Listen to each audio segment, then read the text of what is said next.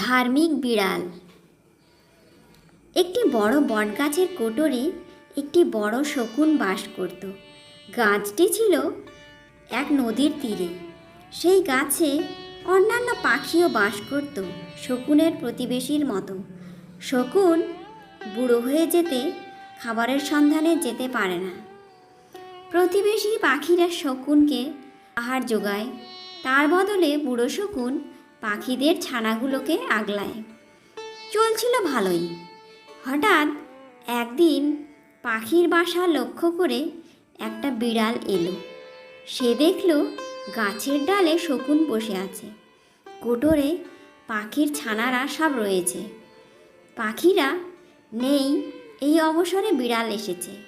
দুপুরবেলা ছানাগুলি একটু ঘুমিয়ে পড়েছিল, শকুনেরও ঝিমুনি এসেছিল। বিড়াল গাছের ডালে যেই উঠতে যাচ্ছে, অমনি আওয়াজ পেয়ে ছানাগুলি চেঁচামেচি করতে থাকে।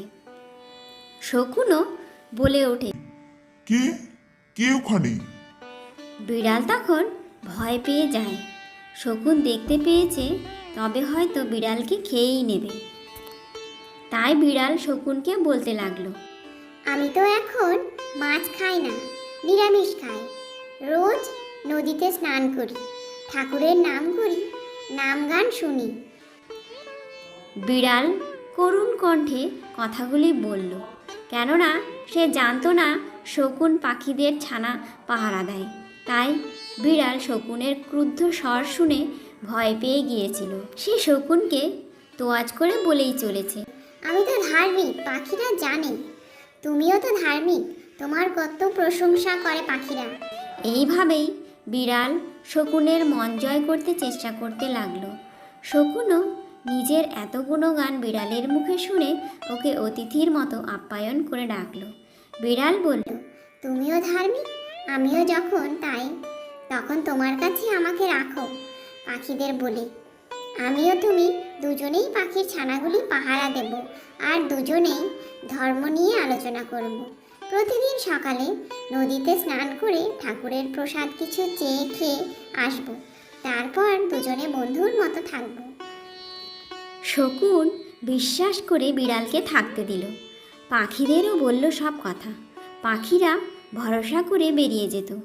শকুনও বিশ্বাস করে নিশ্চিন্ত থাকত। কেউ খেয়াল করতো না যে বিড়াল প্রতিদিন একটা করে ছানা খেয়ে নিচ্ছে, কারণ বিড়ালের উপর যে বিশ্বাস জন্মে গিয়েছিল শকুনের। একদিন বিড়াল ধরা পড়ে গেল শকুনের কাছে। বিড়াল সেটা বুঝতে পেরে চটজলদি লাফ দিয়ে গাছ থেকে পড়েই দৌড়ে পালিয়ে গেল।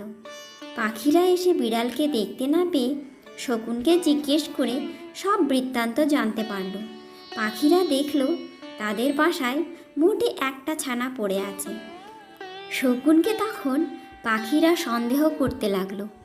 শকুনের কুটোরেই ছানাদের পালক পড়েছিল। তারা তখন শকুনকে বিশ্বাসঘাতক বলে মেরে ফেলল। নীতি কথা। এই কাহিনীটি থেকে আমরা শিখলাম যে কখনো দুষ্কৃতীকে কোনোভাবেই বিশ্বাস করতে নেই। সে যতই বিশ্বাসযোগ্য কথাই ভোলাতে চেষ্টা করুক না কেন, তবুও নয়।